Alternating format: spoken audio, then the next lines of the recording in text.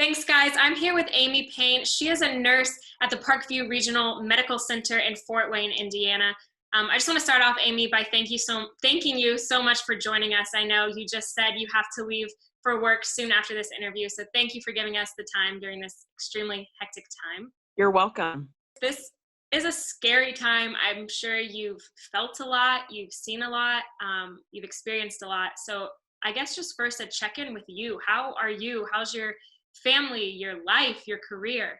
Well, it is a very scary time for everybody. And I think we're all still trying to learn how to deal with this and, how to live our lives with the new guidelines that we have as far as social distancing. And, I guess I think I speak for myself and a lot of my coworkers as well, that our biggest fear is that we will take this virus home to our families, and, to our spouses, our children, and not so much that we will get the virus ourselves. Of course, that's always a concern.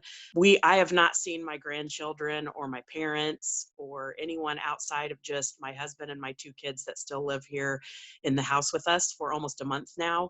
A lot of the people that I work with, we're sleeping in separate bedrooms from our spouses. We change our clothes. We don't wear our work clothes to work or from home from work. We carry separate bags.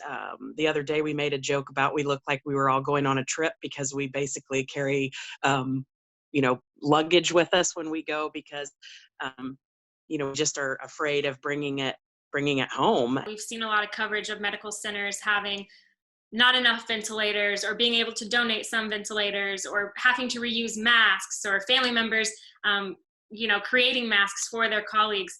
Where does your medical center stand with that, and what safety precautions are you excited about the center is taking for workers like yourself? I feel like we've been very supported by our employer, and we're following CDC guidelines. We thankfully have not run out of anything. We are just trying to be proactive. There are things that we're doing to lessen exposure to, lessen as much exposure as we can, so that the quote unquote non-essential employees are not going into rooms that they could possibly be exposed to the virus. And I feel like they've implemented a lot of things to help us emotionally and just deal with all the feelings that we're dealing with. It makes it very comforting to know that we have support of, not only our employer, but our community, and especially the people that we work with, because it's hard to come home and explain what your day was like to people that just absolutely have no idea, or nor could they. And so it's really sometimes almost more comforting to be at work because you're surrounded by people that know exactly how you feel and can deal with they're dealing with the same kind of emotions and stress that you are. You're on the front line of this. So what is it that you wish you could get people outside of that to understand? I work in an intensive care unit, and the people that we take care of are very, very sick, the sickest of the sick. And we have never seen the degree of illness that we are seeing with the coronavirus that we are now. And, it's not just a certain age group. It's not just a certain, person with comorbidities, although hypertension and diabetes does seem to be two of the biggest comorbidities. It's just still so new. We don't have a herd immunity. We don't have a virus or a vaccine yet. And we are learning as we go. This is something brand new. And hindsight's 2020. So I think everyone is pulling together and working as well as they can.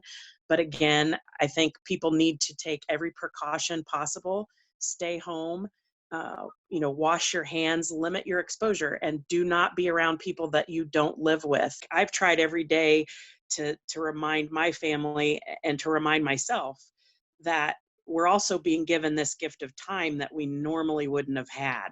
And as the time goes on, I'm not sure I want to go back to the way things were in that aspect. So I think we just have to really give everybody some grace in how this is being handled, and just do the best that we can do. And, and also appreciate the moments that we're being given that we normally wouldn't have had. And for me, that kind of helps lessen the fear and lessen the dread when my nurse brain turns on and I think about what could happen or what is happening. Thank you so much for joining us. And I know that on behalf of myself and the Mornings on the Hill crew, we want to thank you because you really are kind of a hero in this situation. So thank you for that. And thank you for giving us so much time before you have to go be on the front line again. You're welcome. Well, thank you. Thank you, and stay safe. Reporting live from my room, Alexandra Jenner John for Mornings on the Hill.